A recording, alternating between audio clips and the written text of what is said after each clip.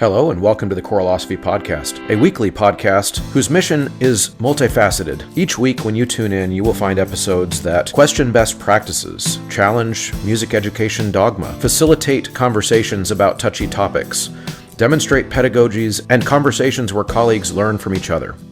Hello and welcome to the Choralosophy Podcast. This is episode 229, the 2024 Year in Review, a highlights episode. I think you're going to enjoy this. You will find the links directly to all of the discussed episodes and the blog in the show notes of this episode. But 2024 comes to a close this week, and what a ride it's been. This episode features highlights of your favorite episodes of the year, as well as a preview of a new Choralosophy Community blog advocating for a possibly new way of viewing merit and rigor in music education. The top episode of the year was my coverage with the brave help of guest Michal Dawson Connor of the debacle that unfolded at All Saints Episcopal in Pasadena.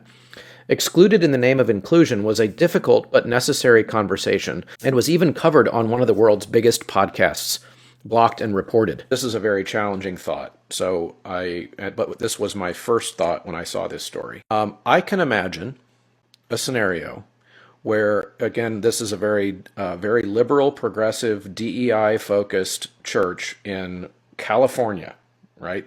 So they're about the furthest to the left end of the political spectrum, and progressive, and some people would use the word woke and all these things from everything I've seen about this church. So I can imagine a scenario where we are now in the deep South, and there is a church with some Confederate flags out in the lawn, and they don't sing these songs either, but for a different reason. Right. And now the policies of the two churches match. Isn't that interesting? That interesting? That's called the horseshoe theory of politics. I call this, among my friends, black on black crime. Because this is black people. Now, if white people had laid down an edict from on high to black people that we were not allowed to sing our own songs, the NAACP would be involved, racial justice would be involved. It would be a pot of steaming crap. Indefatigable music director. He got this 92-year-old member of the congregation. She revels in the spoken word, and she's African American. Her name is Alma Stokes. And he said, let's rebrand this concert and give our audience context for these songs. So Alma was reading from Frederick Douglass's memoirs. I found some about what these slave songs meant when he heard them. And some other things, James Baldwin and Du Bois, W.E.B. Du Bois, all these incredible African-American people of letters. I mean, you don't get better than James Baldwin. And then they said, Michal Dawson Connor will sing some of his arrangements of spirituals in the context that Alma has set up. And this committee came back and said, no, Alma Stokes and Michal Dawson Connor are not allowed, these are their words, are not allowed to sing or speak about these songs because it triggers us. Attention event organizers. Ludus is here to take your events to the next level. Imagine a ticketing platform that's not just about tickets. Ludus offers marketing, fundraising, and even volunteer management, all in one place. It's time to streamline your event management process and impress your attendees. Join the Ludus family today and unlock endless possibilities for your events. Go to ludus.com/Choralosophy and try it out now, free to you. And if you use that link, you'll get the marketing feature free to your customers as well. The next episode falls into the category of free PD that you should turn into your school district if you are a teacher. This episode built our vocabulary around concepts related to choral intonation and sound building. James Jordan helped us kick off our new GIA Walton series with a bang. I'm tired of hearing it, but hearing that and listening to the breath in the room. And also, Chris, you hit on the other thing is, I don't think it's easy for people to be still. Yeah. And for sure. I learned this in recording sessions, and I kick myself every recording session because my producer will come on and say, can we have some quiet or stillness before we start? Because immediately I'm going. And there is this magical moment when you begin to listen and the room becomes very still. There's a whole thing called slow art in the art world that I've kind of plugged into too. In the Musician's Being book, I talk about slow art and slowing yourself down so you can listen. I think part of this, Chris, is that we, all of us, you, me, we move so fast. We're not calm enough to hear a damn thing. Yeah. The internal energy. And so this idea of slowing oneself down so you really can hear, because music is complicated. It's more complicated than language. And that requires the big human being with the big ears, you know? That is so profound and exactly right. And I really appreciate that framing. So the example I always give is that if a young adolescent female voice who oftentimes has breathiness issues in the mid voice that come from registration changes that they've never learned how to negotiate or feel, if they're reading in the key of F major, for example, they might see something that goes F to C on the page, and they will almost inevitably, as young singers, they'll sing F to A first. And some teachers the instinct would be to fix the note, as you said. And I think the important thing is to fix it in context of a line of music and also to talk about the way that the voice works. So in almost all cases, when I have kids that will read F to A when they're supposed to sing F to C, I don't even talk to them about the note being wrong. I just talk to them about their registration and their breath. And then almost instantly they will fix it. Because they felt what it means. So when you were tying where to put the tongue, how to use the breath, how to sing with legato, all those types of things, to the concept of even just being able to read music and perform music in a rehearsal, etc., I think for a lot of people that's the missing link. Are you a director new to the profession? Or are you a seasoned director who is in a new place? One of my favorite tips for generating interest in the program and to instill buy-in is to plan a trip.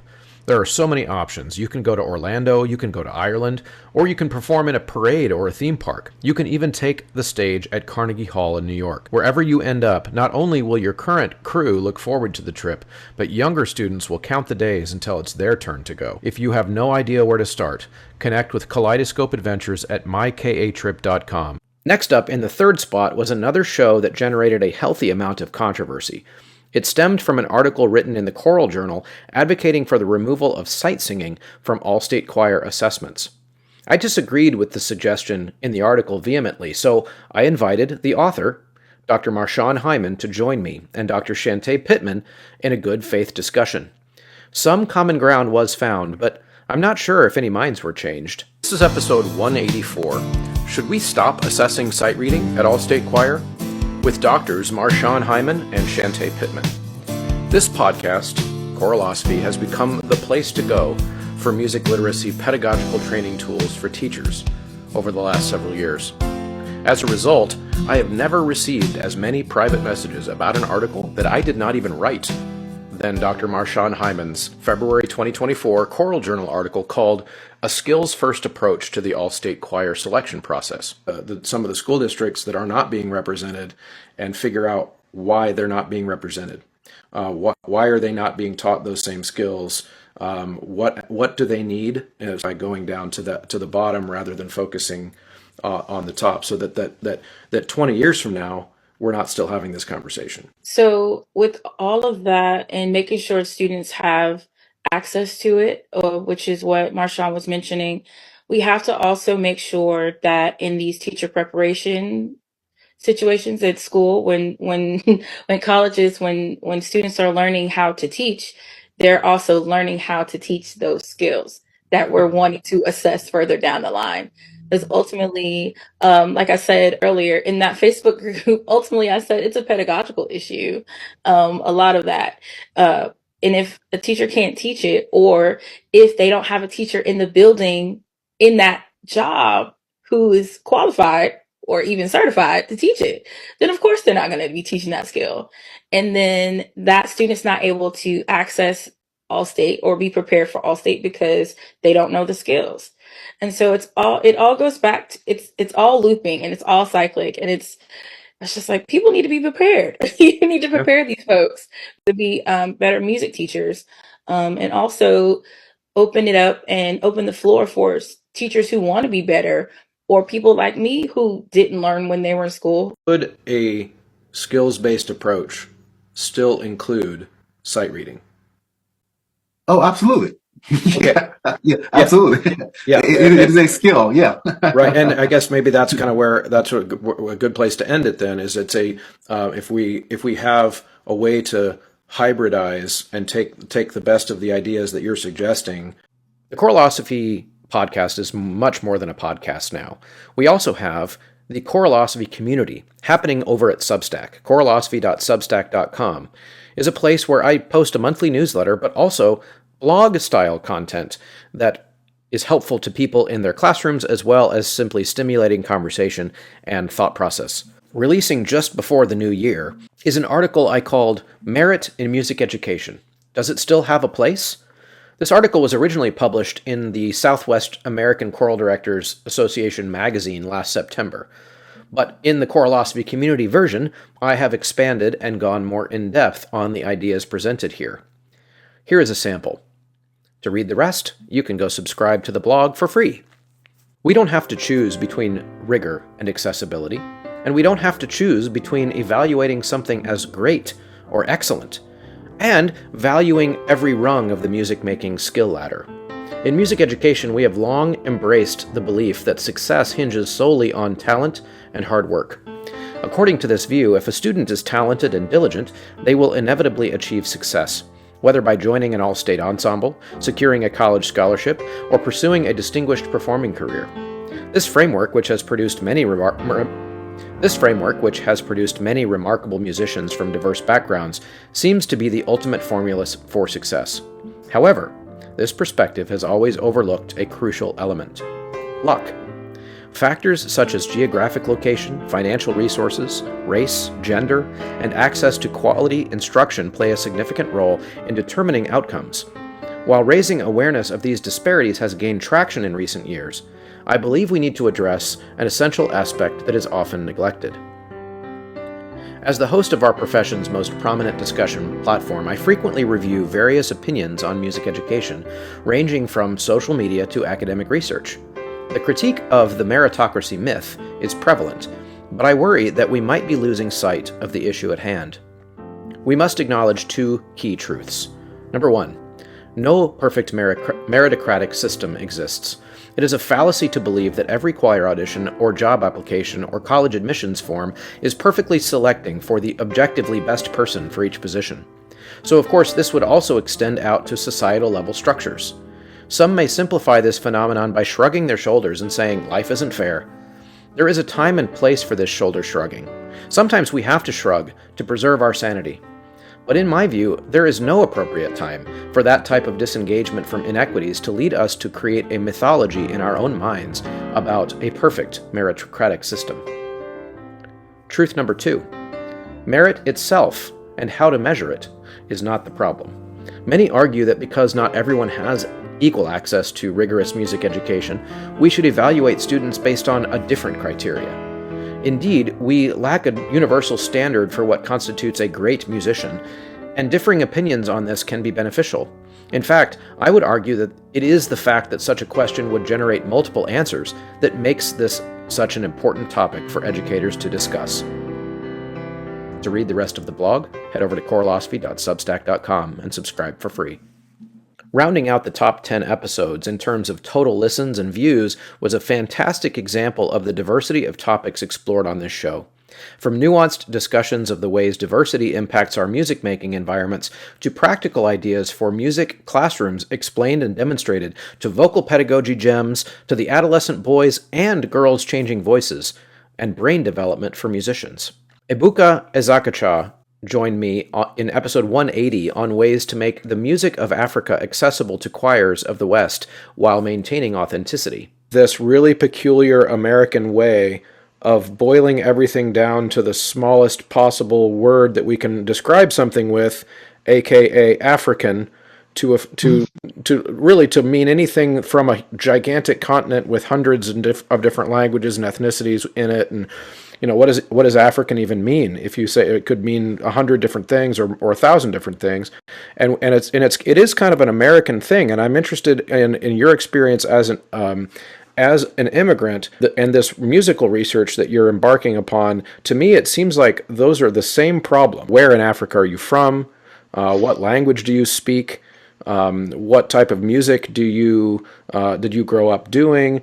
And so, of course, an American audience would look at African Noel and not even blink because they wouldn't see that that's a problem. Am I sniffing up the right tree here for you? Yes, yes, you are. Yes, you are. You're definitely hitting home the point that my research is addressing. And so I will give an instance. There's this, this piece, Bethlehem. Oh, yep.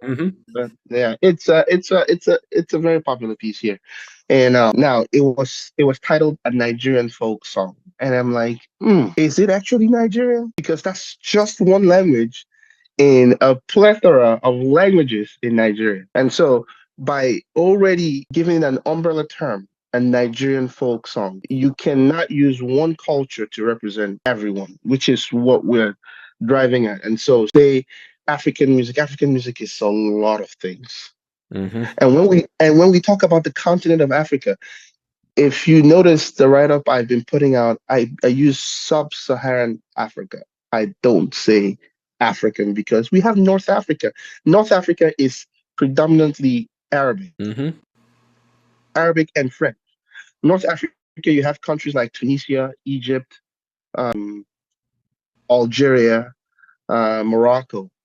These are predominantly Arabic-speaking African countries that are closer to Europe. And so when you say African music, are you also talking about them? Because they have musical structures as well.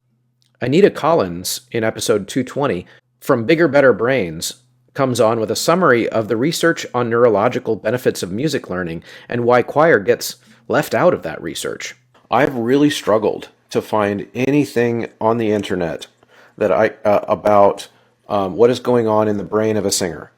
In other words, what is going on when a person picks up a piece of sheet music to read for a singer? I can find piano players, I can find cellists, I can find instrumentalists. I can't find a single study on singers. Am I just not looking in the right place, or is that a gap? Yeah, it doesn't exist. Well, not that it doesn't exist. Sorry. It does exist. But remembering that we talked about neuroscientists are studying musically trained people to understand how the brain learns and grows. That's their whole point. Right. What they found very early on is that the impact cognitively on through music learning was much, much higher for instrumentalists. And so that's what they concentrated on. Prior to that period of time, we're talking 1995 when it really started, we have a whole bunch, and we still have a huge amount of research on singing, but we have it really based on the well-being outcomes, the immune health outcomes, and some social connection outcomes. So it's a failing within the research that it's just not telling the group who want to research it anything new. So they're like, why would we do it if we're not going to find anything out that's new about it? Right.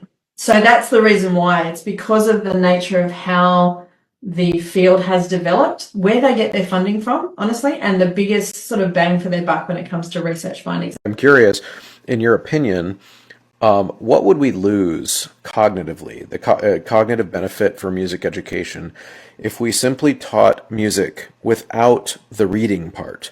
In other words, if we didn't teach kids to read music at all, it was just singing because it's fun, banging on the drums because it's fun, improvising, which is valuable, all those things. But we took out that rung of the triangle, the visual part. What would we lose? I think we'd lose independence. I know this is a funny word to use, but ultimately as music educators, what we're trying to do is get a student to need us less. To actually be able to go, oh, I want to play this piece of music so I can read all the dots on the page and I can listen to it and also then go, okay, now I can play it through. So the reading of music actually is the tool that takes us through so that students can play and make and create music themselves, I think is the first thing. The second thing is the cognitive benefit of music actually comes from the fact that it is so hard. Yeah. It's a hard thing to learn, and it takes years, of consistent application.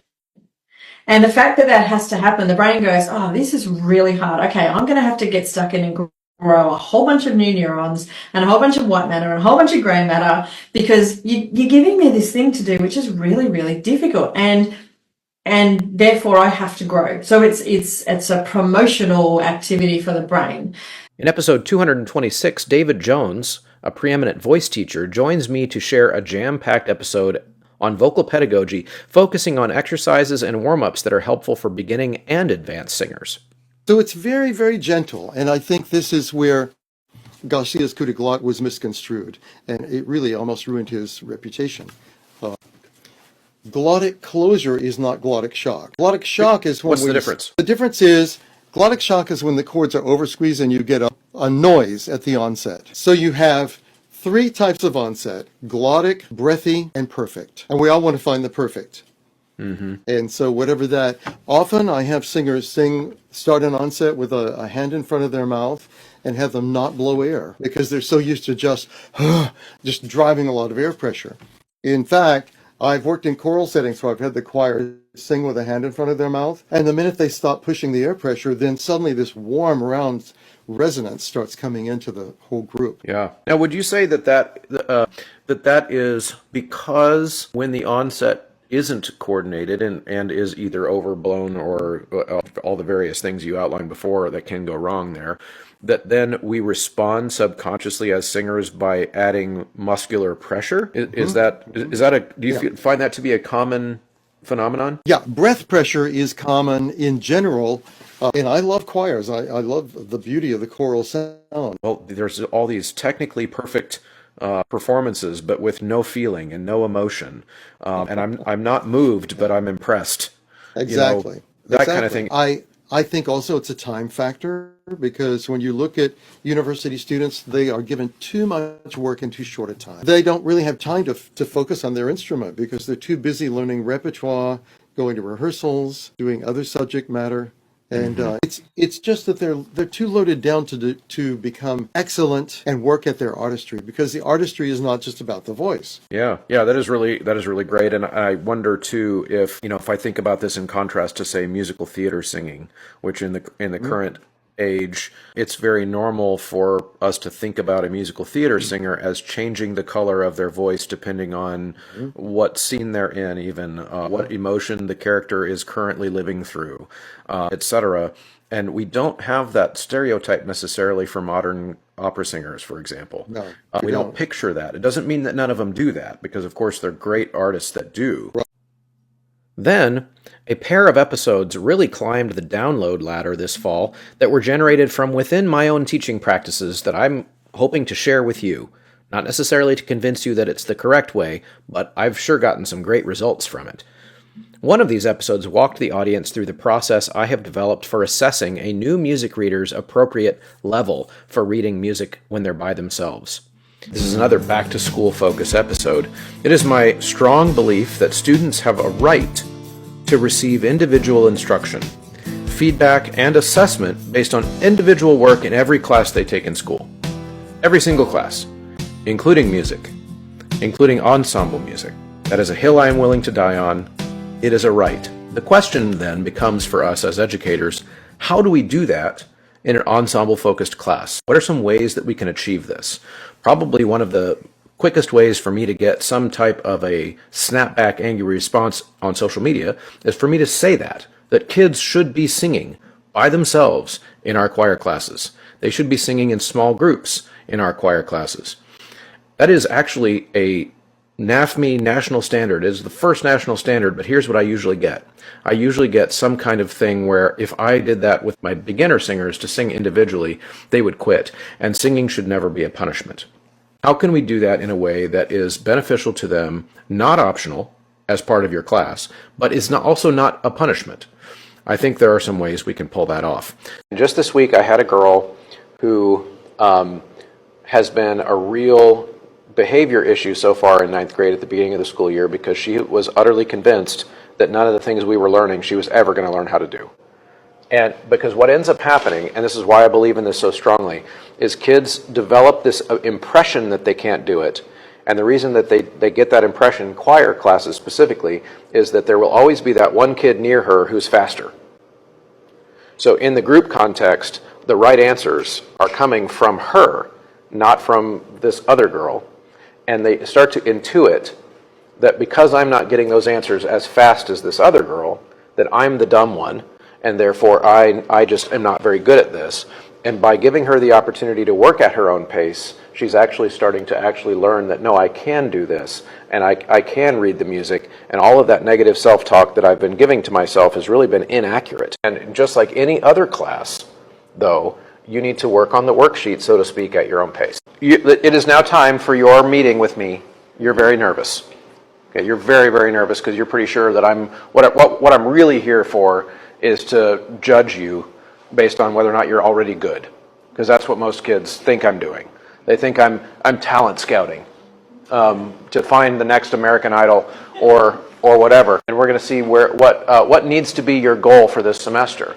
And then I ask them this question: talk to me about how confident you feel like you've been in class every day when we sight read things. Do you feel like you're getting it right all the time? Do you feel like you're confused a lot? Where are you with that? The other is an episode that was a peek into my process for choral warm-ups. Obviously, I don't do everything the same every day, but this episode, 216, was a day in the life, so to speak. Let's do this. Let your jaw hang. Go. Ya, ya, ya, ya, ya. Yeah. Do you notice? Look at my face while I do it. Ya, ya, ya, ya, ya. What seems to be doing all the work? My tongue. What seems to be doing nothing? My lips, my jaw. They're just doing nothing. So the rest of my face is very relaxed, and it's letting my tongue just ya, ya, ya, ya, ya. Okay, try again. Ya, ya, ya, go. Ya, ya, ya. Good. So this warm-up, we're going to go ya, ya, ya, ya, ya. And the object of the game for you is to feel whether or not you can get your tongue to do its thing without your jaw getting involved. Okay, here we go. Ready, and go. Good. Are you mature enough to have an accountability buddy for this activity? It's one of my favorite made-up words. An accountability buddy. It's a buddy to keep you accountable. Turn and face each other, and you're going to give each other feedback about whether or not their jaws are moving. Okay? Ya, ya, ya, ya, ya. Yes. Can we sing Happy Birthday for Maddie? We can sing Happy Birthday, but you need to learn how we do it in this class. Okay? So here's the short version. The short version of the story of why we do Happy Birthday the way we do it. So in choir, we are making you sing like really well all the time. It's like we have to make you learn how to sing really, really well. So when we sing Happy Birthday, guess what? We're going to try to sing it as bad as we possibly can. Yes! And because we have a lot of kids in this class, and we have a lot of kids, especially the more advanced classes that are like 40, 100, whatever, we also have lots of birthdays. So it needs to be bad, and it needs to be really, really fast. And that's the way we can get it done. Everybody ready? Here we go. 1, 2, ready, go. Happy birthday to you. Happy birthday to you. Happy birthday to you. You got to be done by the cutoff, though. You got to be done by the cutoff. Yes. He said Stevie Wonder's Virgin. I have a question. Who's Stevie Wonder? Who is Stevie Wonder? We'll talk about it later. And rounding out the top 10, and I swear I am not making this up, are 2 episodes on the adolescent changing voice.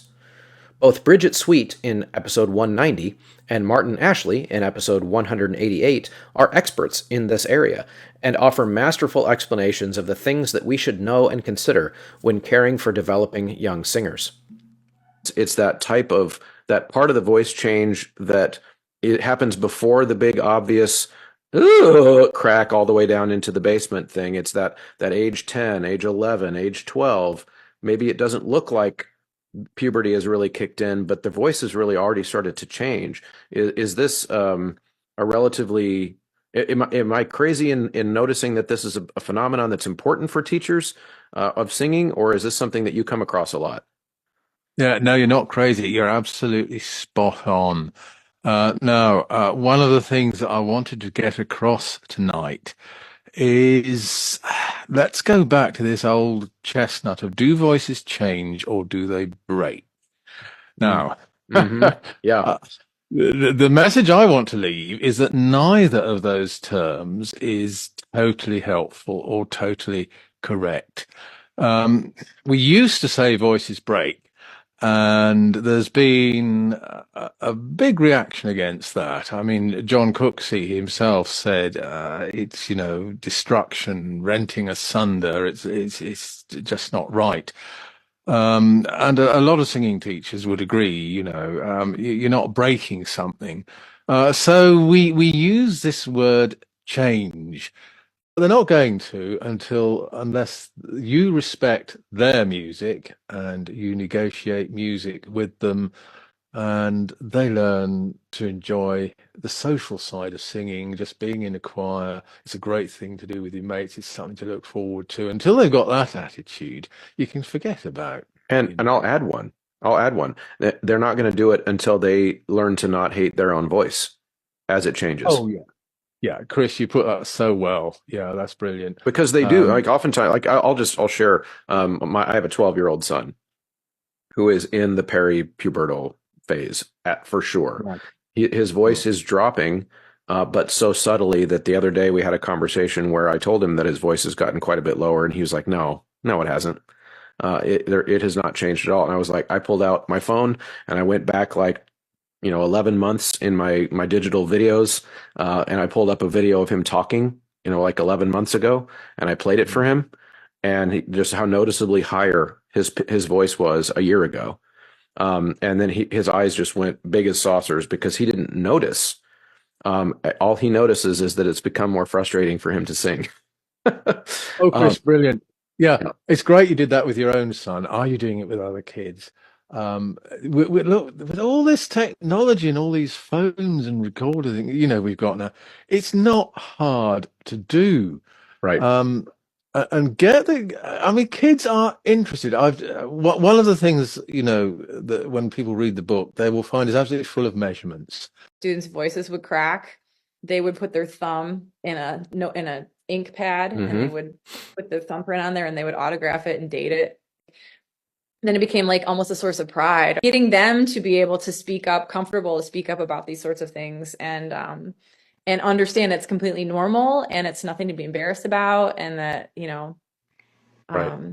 Yeah, that's really, adolescents have so little control over so much that's happening in their lives, and just the more understanding, the more knowledge that they have, the more power they have in knowledge, and that's where they can feel confident, is any place we can give them agency and any sort of control at a time in life when they just don't have a lot. Yeah, that's really good. What ultimately ends up happening is you end up with a pressed sound, you end up with a forced sound. So the kids could be singing perfectly healthy, but there's a normal amount of air because of their age and their developmental stage. And we'll say, like, you need more breath support. And then I can force my vocal folds. I can make that close. I can give you that sound you want, but it's not the healthy sound for that age group.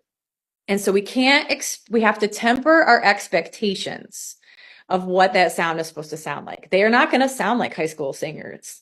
They're not going to sound like seniors. They're not going to sound like they're not going to sound like the people on the radio, right? It's going to be a breathy sound for a lot of them. Yeah. And so I think more often than not, that's the biggest problem I see. So that would be my practical advice to teachers, is to understand basic anatomy, physiology, teach it to your kids, let them know what's happening with voice change so that they know that they'll overcome that. But then also you have to listen to healthy changing voices, choirs, so that you can keep your ears calibrated. Yeah. I think I would die. Actually, I wouldn't die. I think I would pee my pants from delight. I've said this many times. If I actually heard a real middle school choir singing on an ACDA convention stage. Real meaning that there's breathiness there, and there's like, it's like, here's the note, and there's like buckshot, right? Thank you so much for sticking around to the end of a conversation. If you are still hearing my voice, that means you're one of the MVPs, one of the diehards, one of the real ones, as the kids say. So if you are willing on the way out to check out a few different ways that you can help me continue to make this show high quality. One, use the promo code. That's the biggest one at Sight Reading Factory, at mymusicfolders.com, at mychoirropes.com, at graphitepublishing.com, and endeavormusicpublishing.com. All of those take the Choralosophy checkout code, and of course now the newest one is 3-Minute Theory. You can get a 15% discount when you enter Choralosophy at checkout there. And of course, going to Apple Podcasts and leaving a positive review is very helpful there, and sharing the episodes to your colleagues in real life and on social media. All of those things are incredibly helpful and allow me to continue to create this resource for you. Thank you so much for tuning in. We'll see you next time.